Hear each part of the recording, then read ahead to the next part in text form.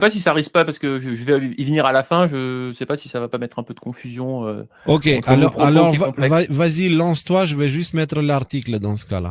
D'accord. Donc, Benghazi. Vous avez peut-être entendu parler de cette histoire. C'est une histoire qui est assez complexe à comprendre. Moi, j'ai passé pas mal de temps à essayer de creuser ce qui se passe.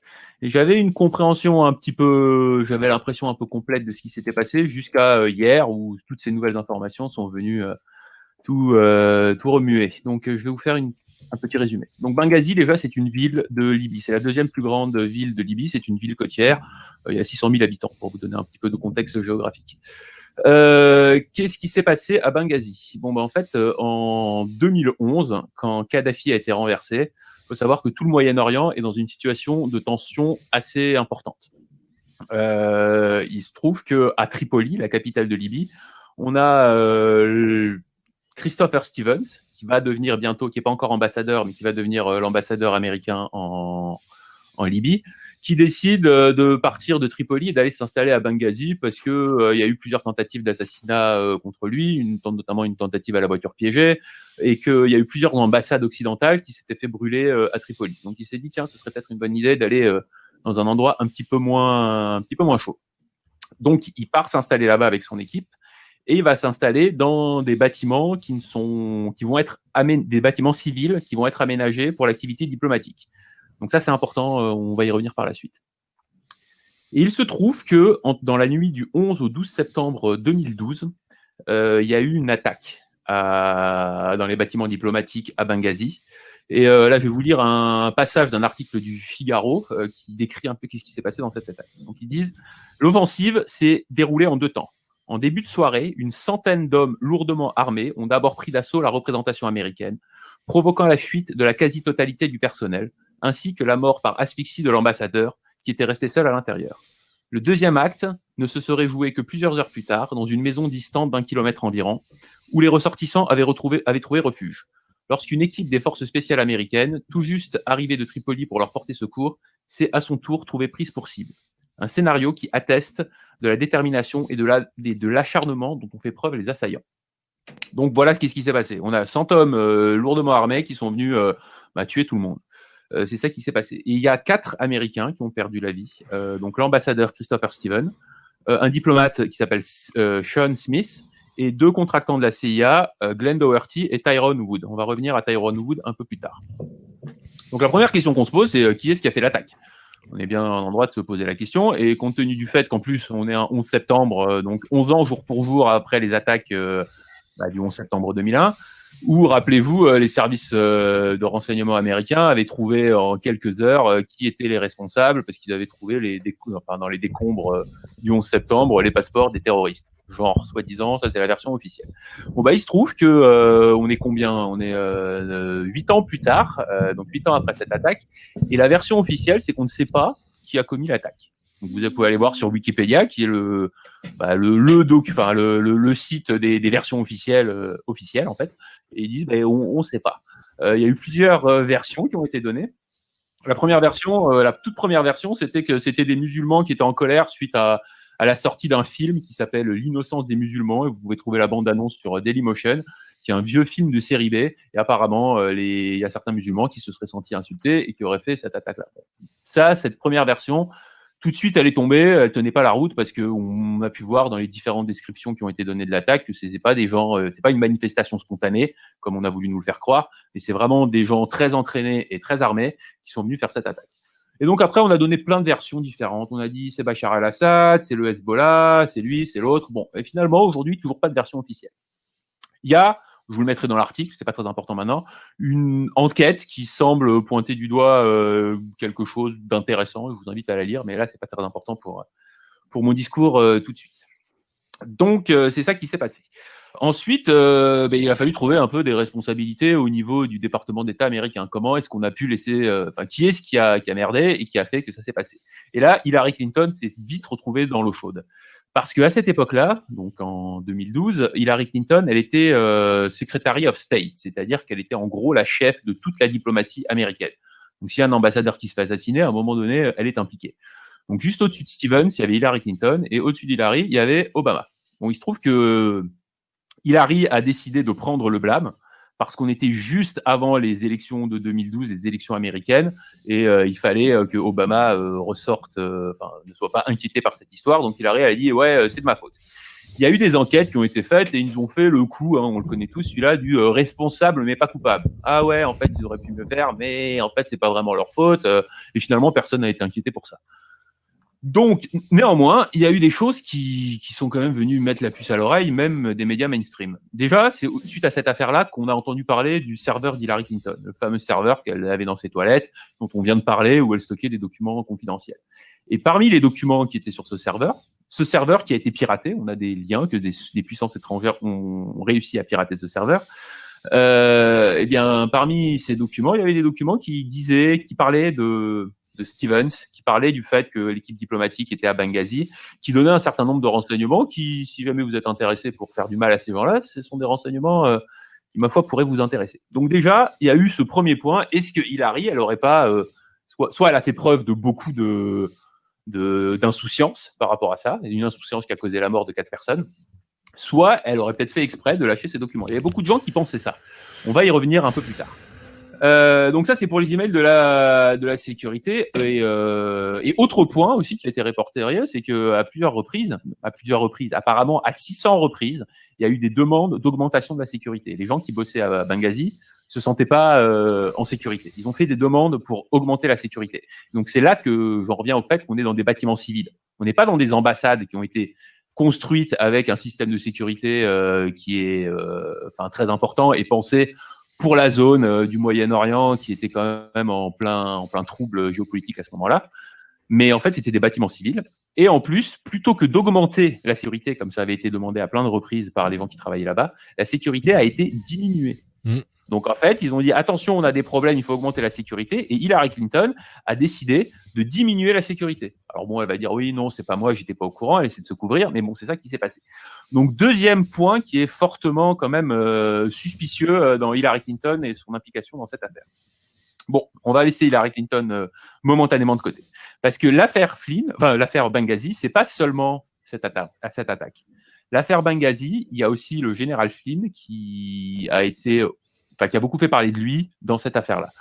Parce que, en fait, à ce moment-là, donc Kadhafi est tombé. Les Américains ont remis la main sur un stock assez colossal d'armes de toutes sortes. Et ils ont décidé, donc l'opération de Benghazi, ça consistait à transférer ces armes à des rebelles ou des terroristes, ça dépend comment on les appelle, ça dépend qu'est-ce que vous lisez. Et donc, en gros, à distribuer ces armes à des différents groupes terroristes dans la région. Et le général Flynn, qui, pour ceux qui ne connaissent pas toute l'histoire, n'a pas toujours été du côté de Trump à cette époque-là, le général Flynn, il était directeur de la DIA, donc en gros, il était très très haut placé dans les services de renseignement militaire, et il travaillait pour Obama.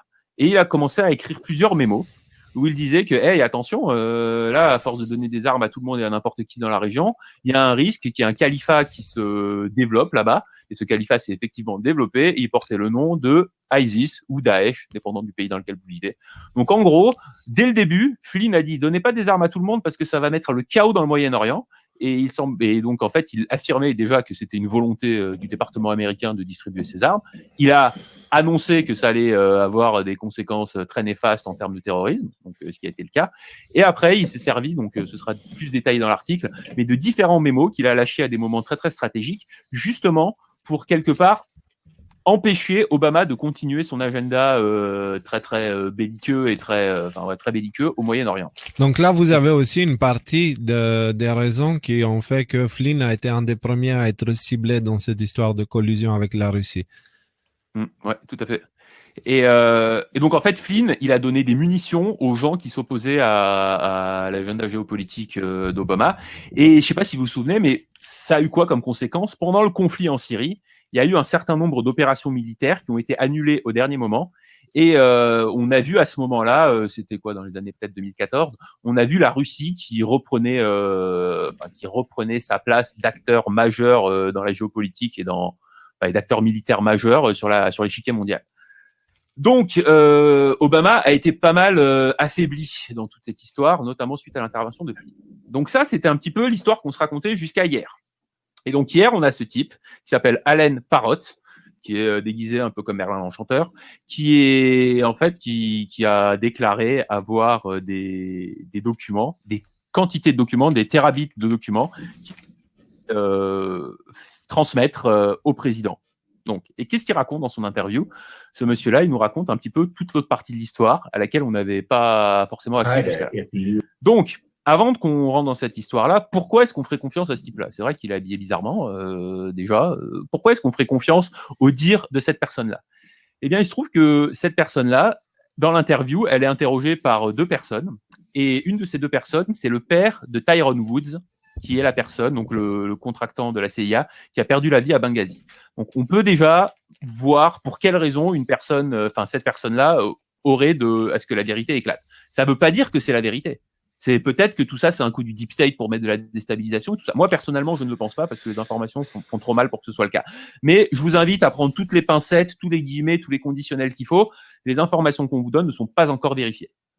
Léo, tu voulais dire quelque chose? Non. Ok, j'enchaîne. Donc, qu'est-ce qu'il nous raconte Alan Parrott dans son interview? Il lie toute cette histoire de Benghazi à un événement qui s'était passé quelques mois auparavant, donc en mai 2011, et qui était la mort publique de Ben Laden. Et c'est là que ça devient gros, en fait. Donc, qu'est-ce qui s'est passé? En mai 2011, il y a une équipe d'élite de l'armée américaine qui s'appelle SEAL Team 6, qui a été envoyée dans le village où Ben Laden était supposé être. Ils ont supposément tué Ben Laden, et après, il s'est passé des choses déjà à l'époque qui paraissaient très très bizarres à beaucoup de gens qui analysaient un peu l'information. C'est-à-dire que déjà, le cadavre de Ben Laden aurait été jeté à la mer dans ce qui s'appelle un rituel d'enterrement qui serait valide dans la culture, dans le culte musulman. Donc la personne qu'on voit dans la radio nous dit que c'est pas du tout le cas, qu'un truc comme ça, c'est pas du tout une manière valide d'enterrer les musulmans. Non, mais attends, en fait, parce que là, il faut absolument que je réagisse, parce qu'à cette époque-là, les lanceurs d'alerte et les médias alternatifs disaient cette histoire de Ben Laden, ça pue le caca. C'est genre, il y a vraiment, c'est pas crédible. La manière que ça a été fait, pas d'enterrement, pas de jugement, pas de ci, pas de ça. Et les soldats qui disparaissent après, je veux dire, les lanceurs d'alerte, déjà à l'époque, ils avaient grillé ce qui se passe.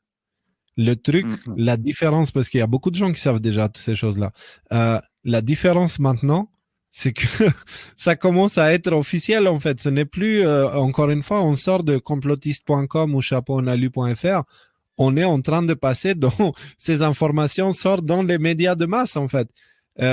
En l'occurrence, là, je parle de Fox News et OAN News, mais ça sort quand même. Ça sort d'une manière officielle. Les gars, les amis, les complotistes, on n'avait pas tort. Juste, et ça me fait rire dans le sens où ça me fait bizarre, tu vois, d'entendre ça 3 ans plus tard et juste, ça y est, c'est réel.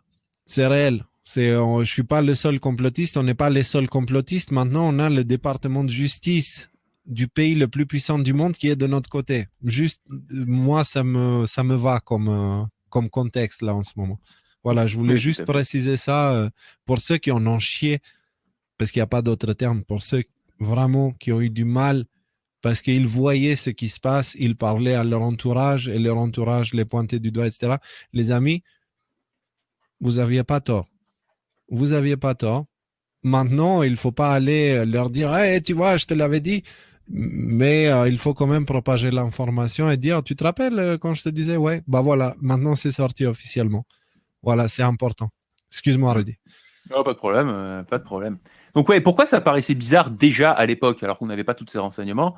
Eh bien, regardez comment on a traité Saddam Hussein quand il a été arrêté, et regardez comment on a traité Ben Laden. Quand ils ont arrêté Saddam Hussein, ils l'ont ramené, ils l'ont humilié publiquement. Là, on voyait un Saddam Hussein complètement shooté, tout sale, qui bavait, qui était complètement, pas rasé et tout ça. On a voulu l'humilier publiquement avant de faire une exécution publique. Je me souviens, je crois que c'était arrivé un 31 décembre ou un jour de Noël, genre c'était dans cette période-là des fêtes. Ils avaient pendu Saddam Hussein.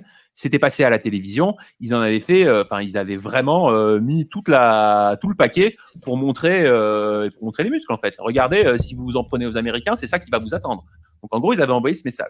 On aurait pu s'attendre certainement à la même chose avec Ben Laden, et pourtant pas du tout. aucune image, il y avait juste une photo qui était sortie du soi-disant cadavre de Ben Laden et dont on s'est rendu compte assez rapidement que en fait c'était une photo qui avait été mal retouchée sur Photoshop. Donc une seule image, pas de cadavre, et aussi la SEAL Team 6. Ben, malheureusement, ils sont tous morts dans un accident d'hélicoptère peu de temps après la mort de Ben Laden. Donc bon, ça c'était beaucoup de choses qui, moi, m'ont mis la puce à l'oreille et qui ont mis la puce à l'oreille à beaucoup de monde. Et donc cette personne-là, Alan Parrott, ce lanceur d'alerte de la CIA, vient avec une autre histoire. Donc déjà, il se justifie un peu de sa légitimité en disant que ce type-là, bon, il avait un métier quand même assez particulier. Il était fauconnier, c'est-à-dire il élevait les faucons. Et semble-t-il que les chefs d'État arabes ont un certain goût prononcé pour cette pratique là, de la fauconnerie. Je ne sais pas si c'est le bon terme, mais on va dire que ça s'appelle la fauconnerie. Et que du coup, ça lui a permis d'approcher un certain nombre de chefs arabes pendant 20 ans au Moyen-Orient. Et après, il a continué sa carrière dans les services secrets en Russie. Bref, il donne un petit peu son CV de personnes connectées à la CIA. Et donc, qu'est-ce qu'il nous raconte ? Il nous raconte cette histoire-là. Qu'est-ce qui s'est passé en fait avec Ben Laden ? Il se trouve que Ben Laden aurait été arrêté, selon les dires de cette personne-là, directement après les attentats du 11 septembre. Donc dès 2001, ou peut-être début 2002, Ben Laden avait été arrêté, était sous protection américaine. On y est, en fait, c'est la conclusion là. C'est à partir de là, il faut que vous retenez tout ce qui va être dit. Reprends Rudy à partir de Ben Laden quand il a été arrêté. En fin 2001, début 2002, Ben Laden était sous contrôle américain, sous la protection américaine. Quand je dis sous la protection, c'est-à-dire derrière les barreaux américains. C'est ça que je veux dire. Donc, déjà, là, vous avez énormément de ramifications qui s'en tirent. Déjà, toutes les guerres qu'on a vues là, depuis 2001 en Afghanistan et dans tout un tas de pays, soi-disant pour aller se venger du 11 septembre, c'était des guerres qui étaient déjà pas nécessairement justifiées. On a une vidéo qu'on va vous montrer un peu plus tard qui parle de ça. Ou tu veux la montrer maintenant, Léo, la vidéo de Clark ? Je peux la montrer. Il y a beaucoup de gens qui écrivent pour le post 48-43 pour Pompeo en disant Q dit que ne croyez pas tout ce que vous lisez. En fait, personnellement, je pense qu'il dit ça. Ne croyez pas tout ce que vous lisez. C'est parce qu'en fait, avant, Trump parlait mal de Pompeo. Donc, et Q aussi a laissé sous-entendre que, mais rappelez-vous ce qui s'est passé avec, comment pas Steele, mais Sessions, avec Jeff Sessions. Il y a des pensées échiquées. Je pense que les déclassifications seront faites avant les élections. Voilà. Et par ailleurs, sur ce point-là, le post 48-44 vient tout de suite. Il y a un anon qui dit hey, dis donc, tu nous as un peu cassé notre trip, quoi. On a eu une excitation très très rapide, ouais, et puis voilà. c'est passé. Et lui, il répond j'étais pas en train de faire référence à la déclaration de Kansas. Donc Kansas, je l'ai appris un peu plus tard, ça semble-t-il, c'est un surnom qu'on donne à Pompeo. À Pompeo, parce qu'il a servi au Kansas dans l'armée. Et donc, en fait, il dit que ne croyez pas tout ce que vous lisez, ça ne s'applique pas à la déclaration des emails de Clinton. Donc ça, c'est 48-44. Donc moi, ma compréhension, c'est que les emails vont sortir. Je pense que c'est un peu Ils vont sortir. Ils vont sortir.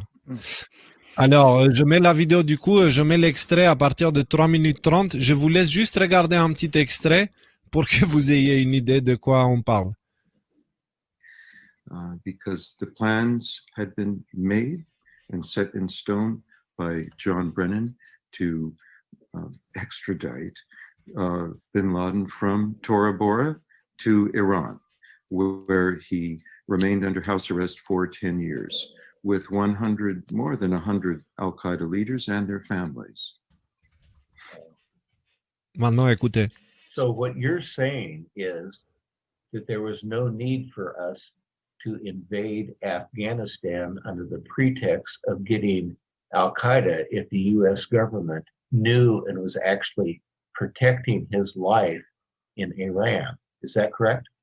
Well, I have to say it was rogue elements of the U.S. government controlled by John Brennan, Richard Clark, Vice President Biden, quite a few people. There's a long list of people. They started with good intentions. The Safari Club was begun to fight the expansion of the USSR, but it turned into a very distorted operation over the years. Donc là, ce qu'il est en train de parler, c'est de tous les djihadistes, moudjahidines et tout ça là, qui étaient à l'époque, qui ont aidé les Américains à combattre les Russes. Et pour ceux qui se rappellent, il y a cette vidéo où Hillary Clinton, où elle avoue au Congrès que c'est les États-Unis qui ont créé Al-Qaïda en fait. Donc, juste essayons de garder toutes ces choses-là en tête. Et pendant qu'on parle de tout ça, rappelez-vous aussi de cette vidéo de Wesley Clark, qui est un général américain, qui parlait en 2007 d'un plan d'invasion de 7 pays en 5 ans et qui dit des choses assez incroyables. Et rappelez-vous ce que Rudy vient de dire, c'est que Ben Laden, il a été arrêté très rapidement après les attentats. Ok, fin 2001, début 2002. Et là, ils sont partis, ils ont fait la guerre en Afghanistan, ils sont partis faire la guerre aussi en Irak, toujours à cause d'Al-Qaïda. Ils ont justifié aussi d'autres interventions, alors qu'ils avaient déjà Ben Laden. Donc, est-ce que vous vous rendez compte de l'immensité de cette déclassification si elle a lieu? Parce qu'il y en a encore. Hein? Il y en a encore, hein. Il y a encore des révélations là. Maintenant là, j'ai pas fini.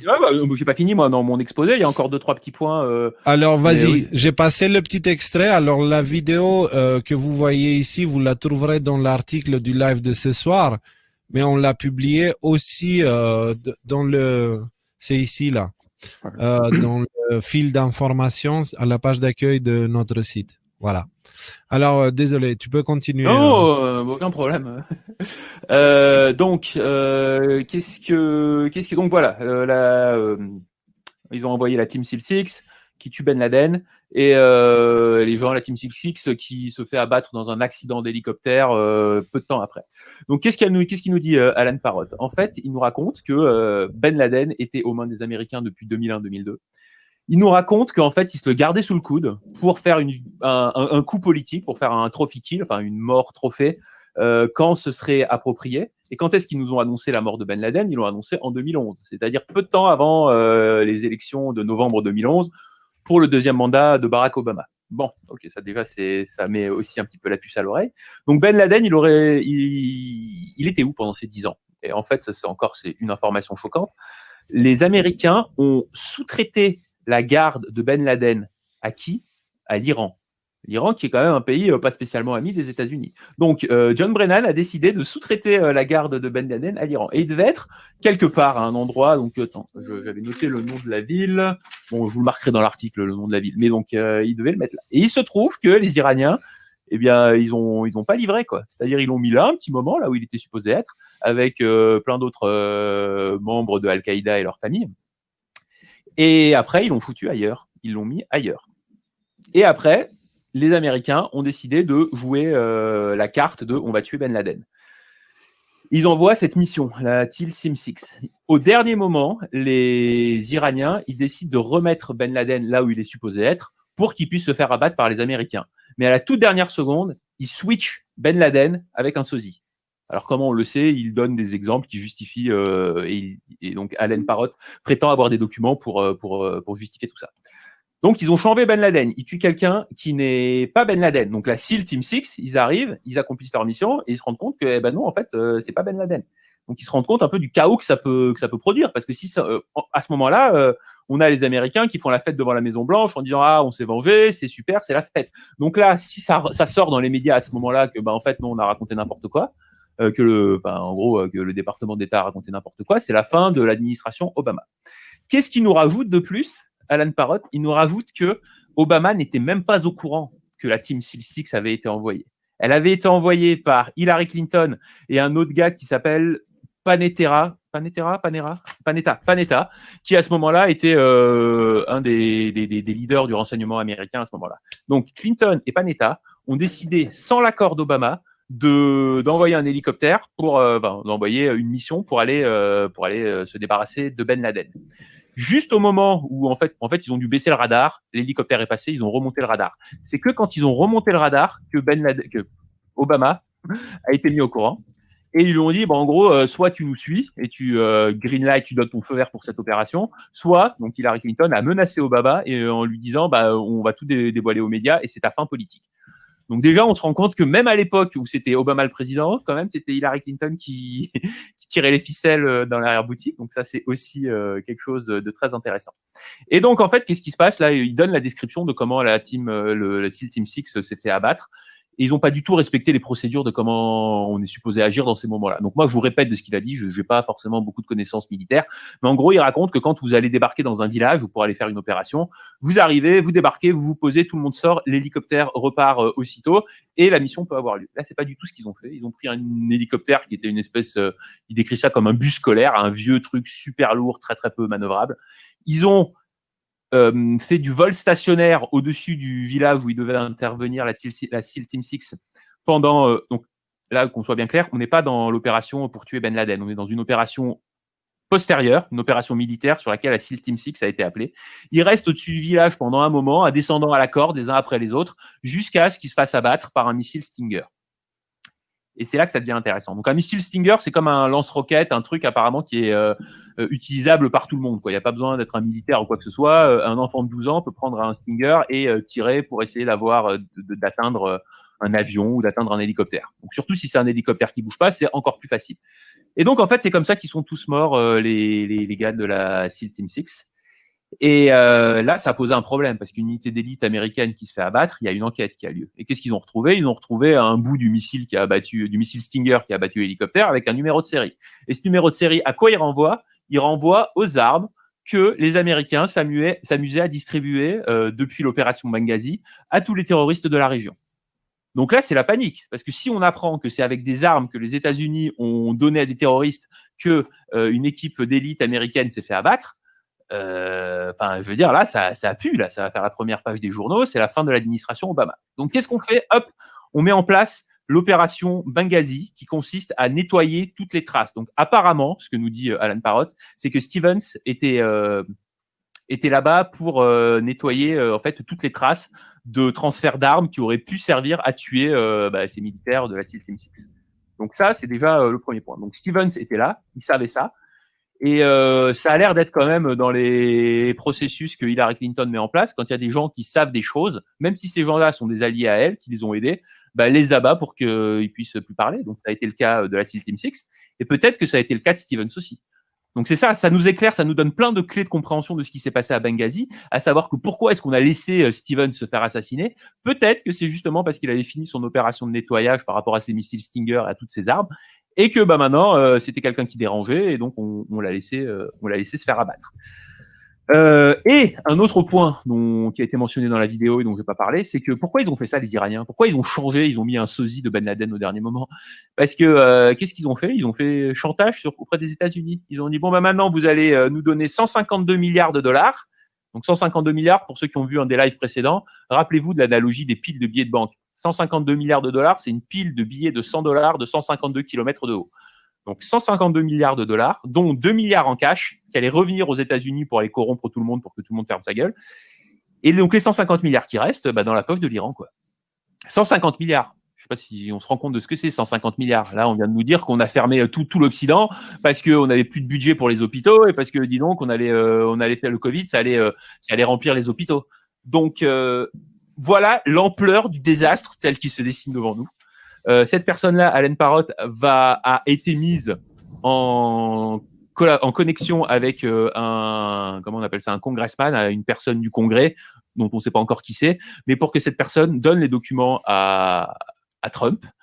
Et voilà où on en est aujourd'hui dans toute cette histoire de Benghazi. C'est un peu compliqué, j'espère que j'ai été clair. Est-ce qu'il y a des choses que vous voulez que je précise? Non, mais les gars, c'était long, mais par contre très dense, très dense et très intéressant. Alors, nous, on avait déjà discuté en amont sur toutes ces histoires. C'est juste incroyable. L'ampleur des dégâts sur la vie des gens. Donc, rendez-vous bien compte, les amis. Là, ce qu'on risque d'apprendre bientôt, c'est que la guerre en Afghanistan plus la guerre en Irak, ça a été pour rien. Alors, on sait que la guerre en Irak, ça a été pour rien parce qu'il n'y a jamais eu d'armes chimiques. il y a eu 1 200 000 morts. Combien il y en a eu en Afghanistan? Il y a même eu des Français qui sont morts en Afghanistan. Tous ces gens-là, morts pour rien. Tu as dit 1 200 000 morts, une grosse partie, c'est des civils, hein, qu'on soit bien d'accord. Oui, il n'y a pas 1 200 000 de militaires irakiens, si je me rappelle. Là, je parle que d'Irak. Hein. Donc, est-ce que vous vous rendez compte de l'ampleur? Et à chaque fois, ils tuaient de plus en plus de gens. En fait, si tu veux, cette histoire, elle me rappelle un petit peu, tu sais, une sorte de blague. Une blague qui est l'histoire d'un chasseur qui, en fait, il voit un truc bouger, paf, il tire, et là, il voit que c'est une femme. Et il dit, oh merde, et du coup, il commence à creuser une tombe pour la cacher. Et pendant qu'il creuse, il y a deux personnes qui faisaient une randonnée qui passaient. Pour éviter qu'il le dénonce, il tue les deux, il ouvre deux tombes. Et là, il y a carrément un bus avec des gens qui s'arrêtent, tu vois. En gros, le gars, à un moment donné, il peut plus buter tout le monde. Là, c'est un petit peu la même chose avec l'État profond et Hillary, quoi, avec tous les dégâts qu'elle a fait, toutes les choses, c'est juste atroce. Les amis, allez voir les révélations de cette personne-là, vous allez comprendre. Mais en tout cas, Rudy, il vous a tout expliqué d'une manière hyper simple.